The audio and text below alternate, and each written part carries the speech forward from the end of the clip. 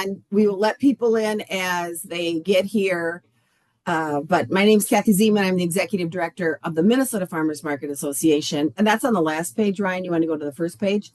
And then Ryan, you should introduce yourself. Yeah, I'm Ryan Pesch. I'm now the general manager of Mana Food Co-op since I've left Extension, but former Extension educator, worked in egg business management stuff and local foods. So people might know me from that. I'm also proprietor of Lida Farm here in Otter Tail County. So I'm a commercial vegetable operator.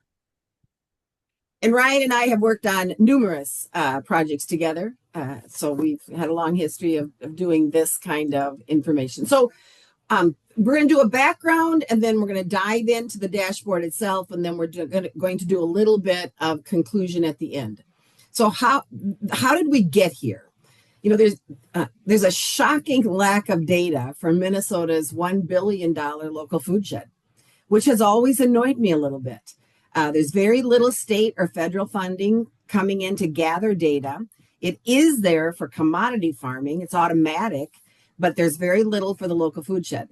We do know, it is true under a small sample coming in out of FM 360 that 54% of our farmer vendors at Minnesota farmers markets have never completed a U.S. ag census, which is logical because they're also the farmers that don't receive the subsidies. And those are the farmers that the U.S. ag census knows how to track. So we don't have data on most of our kind of farmers. In 2019, there was a late frost in May. And I remember hearing a news report coming out of NPR. And I had just, been talking to a bunch of our produce farmers. Blueberry farmers had been out, all night spraying water on their blueberries at 2 a.m. to keep them from freezing. And a lot of the apple orchards had lost blossoms. And all the NPR report was they had called it, an extension educator, and they talked about soybeans and the corn. And I was a little annoyed. We have so much soybeans and corn that we now are building, gas stations to handle the excess corn and soybeans. But the stuff that I eat for breakfast, the blueberries, we didn't even mention those folks. So I called up that news reporter and let him know that I was more than a little annoyed at that. And then during COVID, right? COVID hit in 2020. And NPR invited us on for an hour show to talk about the local food shed, because by that time it became apparent that whereas the long food supply chains were crashing and burning all over the place, it seemed like the local food shed was kind of hanging in there. But then during that, they kept asking me what's the economic impact? How much do vendors make? What kind of impact are the farmers markets and those vendors bringing to the state of Minnesota? Usually, folks, I'm looking for the microphone, give me the mic. That was the longest and most awkward radio interview I've ever done because we don't have that data. It doesn't exist. So that's kind of how this started. Next screen. So we do know that we've got, FM 360, the statewide cooperative partnerships. Lately, the IETP and the U of M did a survey. They're all 100% grant funded, so we kind of have little pockets of money that we can go out and do a little bit. We tend to have low participation amongst this huge group of local food shed farmers, and it's not at all representative. We only do them in English. They're only online. We don't do anything in the multiple languages to get that information in. When we did this project, we applied for this grant, I wanted to find out, I could see that other states had kind of done something similar. So I called Vermont up, and the guy from Vermont, he had done a nice job. And he said his was funded by the USDA AMS, the Ag Marketing Service. And he said, yeah, they pay us to capture data. And I'm like, well, could we get in on that? So he gives me the guy's name at USDA, and I call him. And the guy from USDA returns my phone call as he's walking out of a cow auction in Brattleboro, Vermont. Which was my clue that this was the guy to talk to. If I can talk to somebody at a cow auction, I'm probably talking to the right guy. So he said, we've been looking to get a contract going in Minnesota. We'd like Minnesota to get some data from you. We've wanted to get one for years. So after several phone calls in a couple of weeks, MDA got that done. They got the agreement made with the USDA AMS. And what that really does, it just opens the door. You have to get the agreement in place. Now, when they have money, eventually in 10 years, and they want to do data gathering again, then and it's something that we could do, then we could do that for them, and they would pay us to do that. For this one, they did give us $50,000. If the project came to about 52,500, so MFMA, paid for the remainder of it. But that was to do a short term, looking at prices at farmers markets, and FM 360 helped out with that. So to get back to that 2019, you're okay there, stay on the screen. To get back to that 2019,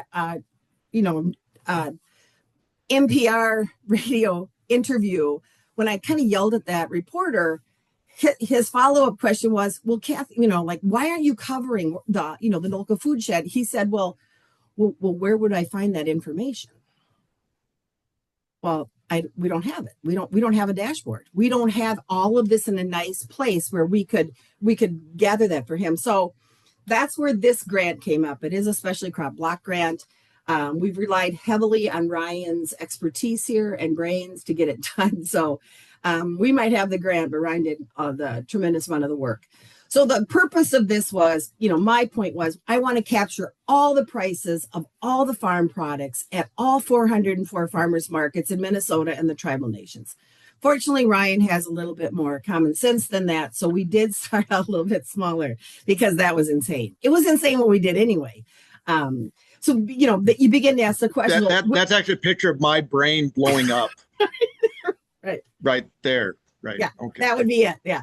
Because the question comes, how would you do it? When would you do it? Are you going to do it monthly? Like starting in May, every month or every week? Would you do it at the beginning of the market day or at the end of the market day? Because some vendors drop prices right over the day, whether we recommend that or not. How would you do that? We only have a handful of markets that have online platforms, and not all of those are retail prices. We have 404 farmers markets in those 9 regions you see on that state. How would we ever access all of those? Then we figured out, to grab prices on eggs, meat, and dairy, that's fairly easy. They're standardized units. We sell by the pound, we sell by the dozen. But even within meats, you've got different cuts. Even different beef farmers will do different beef cuts, right? Maple syrup and honey were moderately hard, multiple size containers. Next screen. Produce, that's just really, really, real hard. And again, we really had to rely on Ryan's expertise as a produce farmer for several years, that he's the one that kind of helped figure it out. But when you go to the farmer's market to pull these prices, there is no standardized unit. For the same thing, you can sell the same product, the same plant for a bunch or a pound or a tray, many different color trays, many different kinds, or pails or bushels for the exact same thing. We had one entry in what we did for apples. And then when you get to the market and the apple orchard people, they had like 20 different varieties of apples at all different prices. That was a little bit much. And then there's over 200 produce products. So you can see, at a grocery store, you can run by and just run your little scanner, right? And grab all the prices. But at a farmer's market, how would we do this? Then on top of that, you've got all the value added farm products, goat milk soap, yarn from your sheep. And then what if you we said cottage foods are kind of out of scope, but what if you're a produce farmer that did cottage foods with your produce? Now that would be a farm product. And so we did not really include any of the non-farm products like cottage foods or any of the licensed foods. That was out of scope for this particular pilot. Next screen.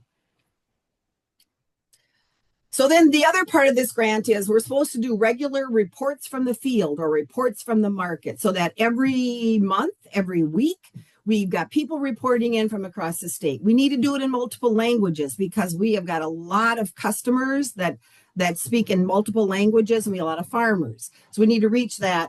And then we need a dashboard for all this data that farmers can hit, reporters, lenders, legislators, EDAs, foundations, whoever needs the information to make good, sound decisions, and whoever can maybe help fund us in the long run. Next screen. And now it's Ryan's time. Oh, okay. Here we go.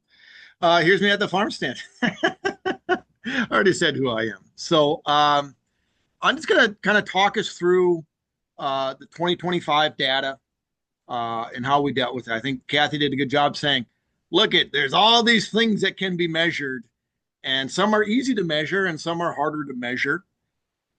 And just to think about this project, right?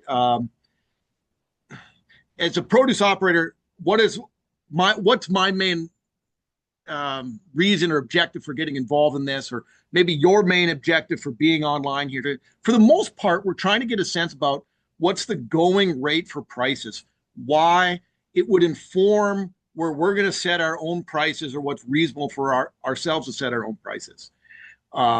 Kathy made some good points about sort of the economics and the economic impact of those of us that are selling at farmers markets.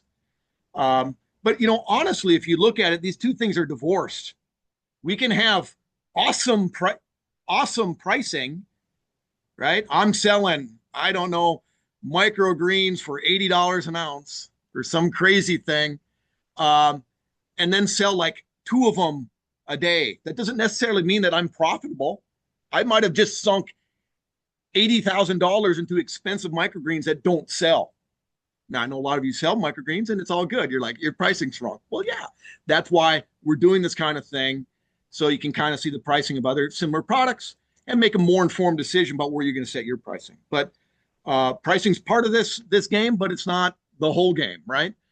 We can have good pricing and we can still fail, or we can have bad pricing and actually be successful. So there's finances happening behind the scenes here, and here we're just focusing on the price side of it all, in order that we can make use of this data. I mean, for me, that's what it's all about, making use of the data. So I'm stealing one of my old slides. I'm not part of Extension now. It's too easy for me to steal my old slides. So if Mike Schmidt, you're on here, I'm sorry. I know this is copyrighted, but I made the slide. It's just useful. I'm sorry. So the really, really big picture of farm finances looks something like this, right? What's our profit? It's really our sales minus our direct costs minus our overhead costs. Our overhead costs are typically sort of baked in, right? I'm paying rent or a mortgage. I have these depreciation costs. I have insurance, all these things, right? We all know this. I'm not going to belabor it. And then we have direct costs. And my little example here I made just to make this point is this guy selling tomatoes, right? He's putting $1.50 a pound into raising the tomato. That's the direct cost of the seed, the soil, everything it takes to make that tomato, get it to market, if you will. He could do one of two prices, right? $2.50 a pound. He's making $1 a pound in direct cost, but he has to overcome those overhead costs. He's at $5,000 in profit. A very small change, a 50 cents increase per pound. He's at $12,500 in profit, right? The only point for my dumb little scenario is to say, hey, even if we do very modest changes and some kind of smart changes in our pricing, it can make a very big impact in profits as long as we're beyond that break even. If your pricing's here behind break even, it doesn't matter, you're going backwards. But even a modest change in a price can have an impact. But realistically speaking, price does have an impact in terms of the amount you're going to sell. Per my $80,000 per ounce microgreens, you ain't going to sell that many at that price. So can you reasonably sell 2 acres worth at $3 a pound? That's a reasonable question. There's a lot of factors coming into that, but this is kind of how we think about it. So why are we doing pricing? It's this, one way to set a price. The most common way to set a price is what we call relative pricing. We could do cost plus pricing if we know all of our costs per product, and we can put a margin on it. I'm doing that all day as a grocer, if you will. I know that pretty well, but a lot of pricing, especially for people that are new entrants and don't yet have those financials where they're really looking at the details of what they're putting in any given product, is relative pricing. Is to say, what's the going rate? And based on that, I'm going to set a price in relation. And there's a lot of fancy ways of setting the price. You're like, hey, if everybody's selling something per pound, I might actually do it in a 3-pound lot. If people are selling bulk potatoes, I might sell them in a 5-pound bag. And I'm doing the math and I'm finding other ways of being competitive with people I'm seeing right at my own farmer's market or within the region in which I'm working. And the relative price is often set by just saying, what is a comparable product? Let's look across a landscape of other comparable products. In this instance, we're going to show you the comparable prices for farmers market products. It's a very good comparable price set. You could just as well do your own research, if you will. Go visit your other local farm stands. Go visit your local Coburn's, right? What's it's for sale at Coburn's versus Lund's might be different. They're different type of retailers. They're looking at selling to different customers. So if you really want to dig into this, I know Kathy has my old workbook, Pricing for Profit. It's on the MFMA website. And then there's also a little course, I think it's maybe still there that you can access. But that's all about like rolling your own. Let's think about the pricing, apply it to our own situation. And that's what we need to do here.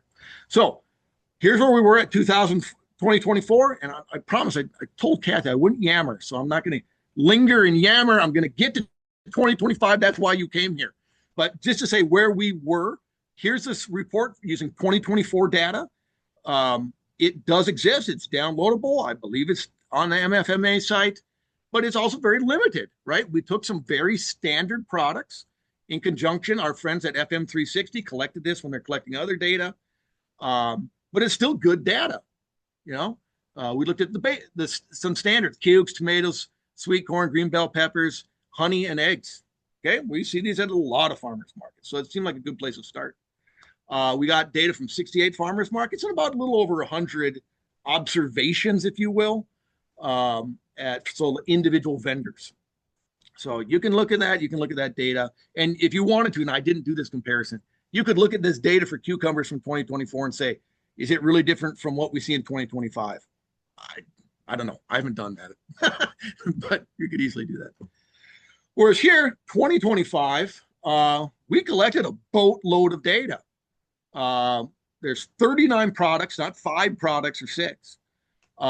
We have observations from 524 vendors. And so that's going back to Kathy's slide where my head was exploding. This is the head exploding part. You just get a lot of data. If you think of any given vendor, they could say, I'm a meat vendor. In our case, we got the price for ground beef. We're talking about one item, but any given produce vendor can easily have 20 items. I mean, 15 different items. So that's sort of where we get some of the complexity. And we have a lot of vendors, surprisingly, that are doing like, hey, I got a little ground beef over here. I'm selling the tomatoes over here. Oh, do you also want some jam? I got that over here. It's all on the same table. So I still think there's some interesting things to sort. I think Kathy's going to be maybe doing some of that with some of the data that we just have in terms of the distribution of how individual vendors across the state are selling. So that represents 61 farmers markets in all 9 MFMA regions. Some other point? No, that's all the main points. So anyways, it's a lot of data. So Kathy's saying, hey, Ryan, if you stick this just into a PDF report, I'm going to shoot you. I'm sick of stupid PDF reports that are just downloadable, We need to make this more engaging. And so we created a dashboard. And so I'll just orient you a little bit and then we'll go live.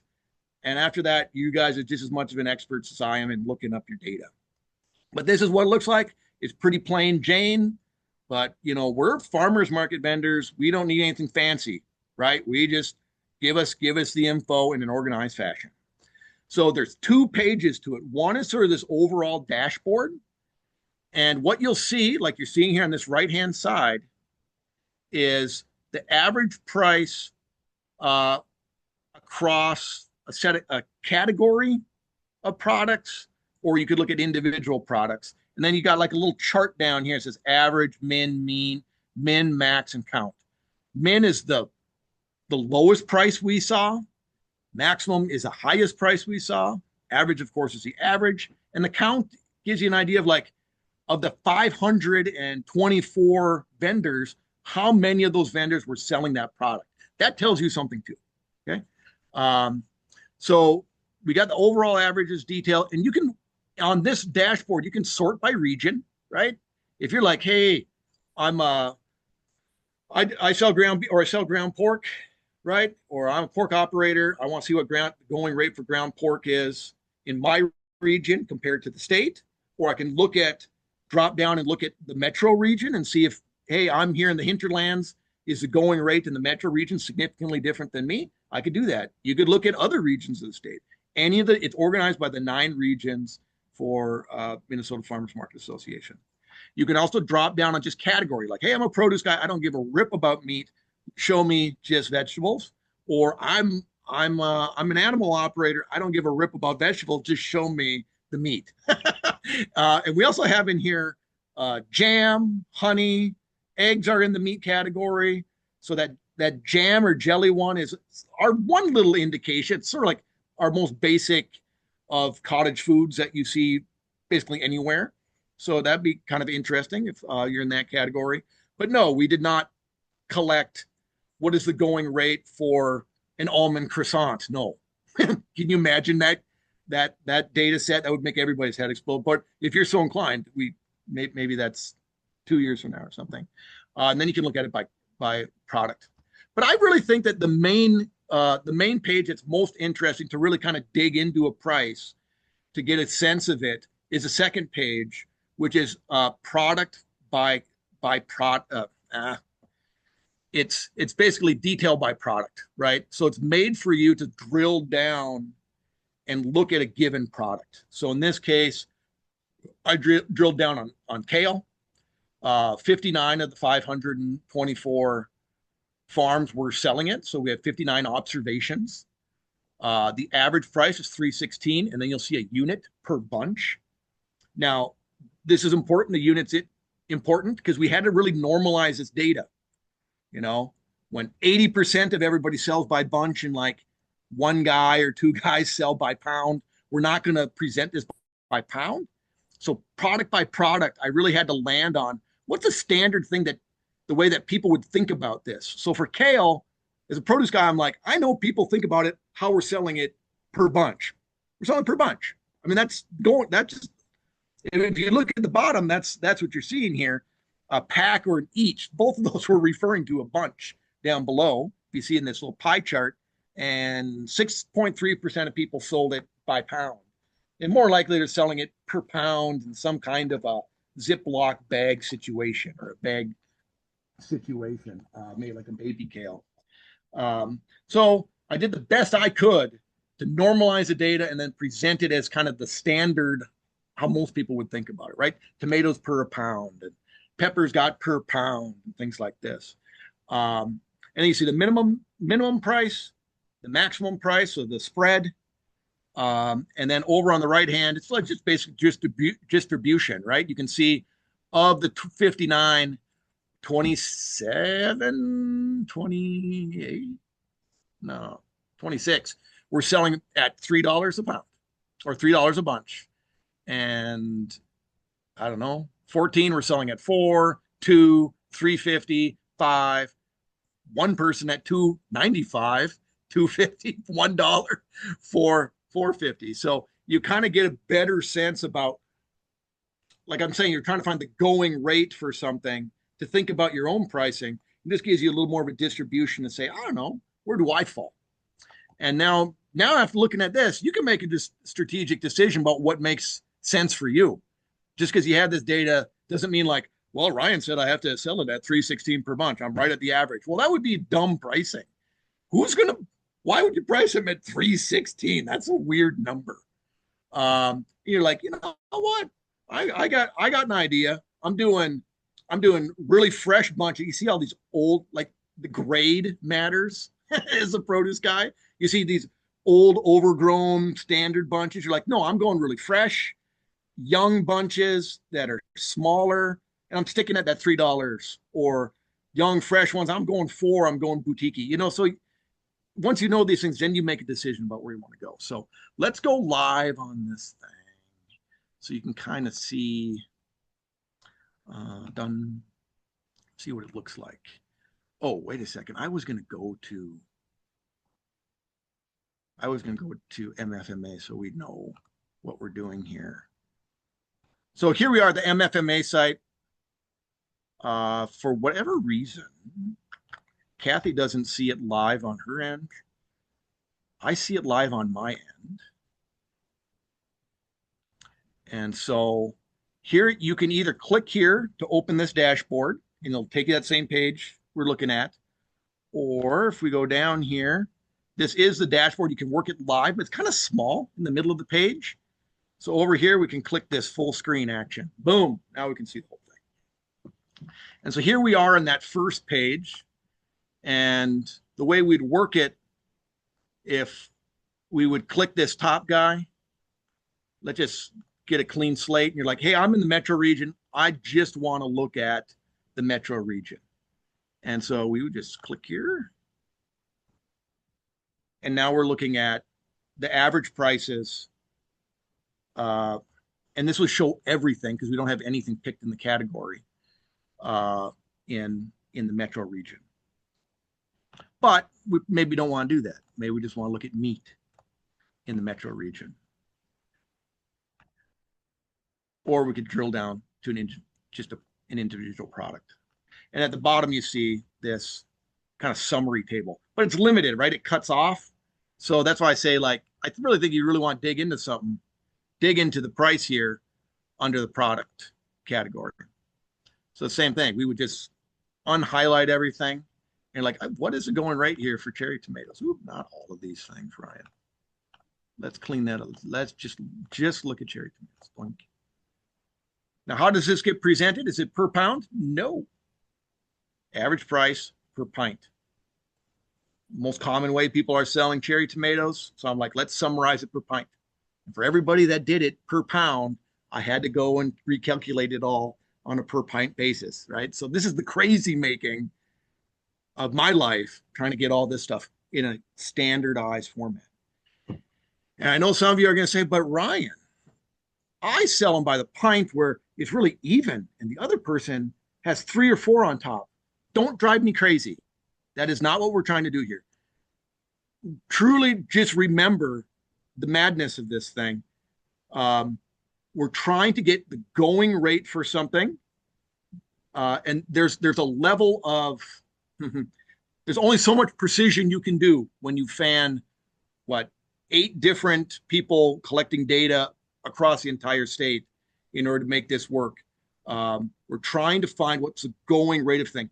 Yes, that can make a difference between you making a sale or not by like, hey, that guy's a cheapskate. He's level on his pint of cherry tomatoes, and I mound mine up so it looks beautiful, and people feel like they're getting a little bit more. He's at 4 and I'm at 4. Yeah, you'll probably make the sale. But also, remember, quality matters. I got some schlocky, underripe cherry tomatoes, and I mound them up, and I'm at 4, and that person's at 4. It maybe doesn't matter because your cherry tomatoes don't look that good to begin with. You know what I'm saying? So there's a lot of factors at play here, and we did the best we possibly could to kind of apples to apples present the information in kind of a standard format. So we see the price, we see the unit, maximum, minimum price. Somebody's selling cherry tomatoes for $8 a pint, folks. That's pretty wild. We see the distribution down here. See where a lot of people are at. $5 seems like a really, really common, but we have enough people selling differently at a lower price per pint that it takes that average down. I'm personally selling at $5 a pint, if that is any indication. And then how are the products sold? You'll see this kind of standard across the entire thing. We do per pack, per each, or per pound. And so to try, especially on produce, trying to standardize that a little bit. And by pack, that can mean a lot of different things, right? All trays we would call pack. If it's a quart, if it's a pint, if it's a whatever, that's a per pack basis. And depending on how the enumerators did it, the each, in this case, doesn't really make a lot of sense. I think they meant each pint, if you will, and then per pound. But it's more important, I think, in other situations. We didn't normalize that data after it. So we get this. So we know where the dashboard is. Just toggle, play with it, find your product, and go from there. Okay, let's go back. Kathy's gonna see. Did I yammered? I yammered Kathy. I'm going to also say there's one comment in the chat which also gets to some of these other things. We did capture data on are any products listed as certified organic or naturally grown or regenerative. We tried to capture all of that. We also captured the weather that day. I mean, we were there, right? We were there, so we captured what we could. So was it windy? Was it 100 degrees out? All of that. Not that we really knew what to do with it, but because Ryan said, why are we capturing this? I don't know. We're there. We're just going to capture data because we can. I'll figure it out on the other side. So we don't really know what to do with some of that. This one comment here about how can we create slightly more consistency across pricing? It's a good conversation to have, right? I don't know. I personally would rather try to get. I am not a produce farmer. I sell eggs by the dozen. We should standardize units for produce farmers because that's crazy, right? How big is a bunch? Like, is a bunch 10 stalks of kale or 20 stalks of kale? Like, that would be hugely helpful, but I don't know how to do that quite yet. But here's the next step. So folks, we don't want you to play with that. To make this as useful as possible for you, you need to email me here at MFMA. So to ask, how could you, we would love it if you did this. How could you do this? So that we can begin to really make this more useful. We do want to continue gathering this pricing this season. We're going to have an online portal and the paper copy like we did. We at first thought we would run around the market with a tablet and enter it on the fly. That failed immediately because that was impossible. So we really did all write it down. We took a lot of pictures and we uploaded pictures. So to give Ryan an idea, when I said it was a tray, then here's the red tray, there's a black tray, then there's those green pulpy container thingies. And so we tried to figure all that out. We're gonna do what we'd like to see is, could farmers on the fly just enter your prices like once a month, once a week? Would that make sense? We'll put them all in there so you can just click through. And then if some farmers market managers may be able to run around their market once a month maybe and grab prices. All of our MFMA board directors are going to agree to, did you say are going to agree to? Hopefully we'll agree to do at least 2 markets. I did 15 last year and I'll continue to do my 15. We have 9 board directors. If they do their own and then 2 more, I mean, we're going to get, and since we're scattered throughout the state, this might work. Ryan did the heavy lifting. He was the one that went to St. Paul and Minneapolis because those are huge markets, right? So we have to figure this out a little bit. I also only want to go to markets that the produce farmers are all selling with the Farmers Market Nutrition Program because they're mandated to post prices. That is sweet.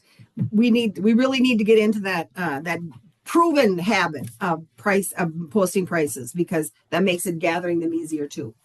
We're going to analyze it monthly then so we don't have this big dump of data that we have to hammer through. Since Ryan already has our standardized data unit thingy done, we'll use his to carry it forward so we're consistent in our every time. And then we'll try to do current pricing reporting once a month. It'll be out on the dashboard, and we'll do we'll try to do that. The risk that Ryan did bring up, and I don't know how to solve that yet. Hopefully you can help. How to validate it, that we know for sure that this was a legitimate posting of prices. We don't need some bots in there, posting prices that didn't really exist in the real life. So we don't really know how to do that. Next slide. Okay, and then this will all happen without grant funding. So that's when we do grants to solve problems. So now this problem, we kind of know how to capture it, but now how to keep it ongoing, since I don't think we're going to get any help from the governmental side, we're going to have to kind of solve this problem ourselves. So we also need to report out reports from the field, a monthly blog. Our friends at Minnesota Growing tell us that you have to have a blog in order to get your website discovered higher and faster, if I remember that right from our meeting last month. So we'll also need a few of you to agree to be a blogger with us. We'll report out our stories every month. We'll do a morning ag clips article. We've got that subscription. And we're looking for either a farmer or a market to report in from each of the 9 regions, and maybe there's 2 per region, that you'll agree to just fill out this quick little questionnaire. Give us your name, your where you're located, a logo, and so that we've got the ability to report out from the whole state, how is the local food shed doing? So that if there's a drought or a flood or an insect or whatever, or if things are going great, we'd like to be able to report that out as well. And then we'll do radio reports, and we'll do those again in multiple languages. Next slide. So we already know Bill and Oi's Farmers Market out of Worthington will be repping the Southwest. So that market will be helping us report on the Southwest corner. If any of the rest of you are interested in being the spokesperson for your area, or a couple of you from your area, let us know, because we need to report this out so that we can begin to build that profile, that when Angela Davis on April 6th gave a whole hour talking about how are farmers doing in Minnesota this year, none of us were mentioned. There was no mention of any food farmer in that article. It was just about not us. So we were erased from that conversation, which I don't appreciate, right? Like, we are the folks that actually are growing food that people eat 5 times a day or 11 times a day if you're a hobbit. And though we need to have that story told as well. So let me know who wants to lean in here with the rest of us. Next slide, maybe. Okay, that's your screen you're going to go get to, and we'll keep building it out, and I'll see if I can get that code to work. Brett, next screen. So yeah, if you want to help us build a robust database for Minnesota's local food shed, remember, pricing is just one bucket. There are other buckets that we need to build out in order to come up with a robust database for the local food shed. This is one bucket. We're working on the rest of it. And there's emails for Friendly and I. So at this point, we could open it up to questions if you'd like to. And I'm going to stop, and I'm going to stop the recording too.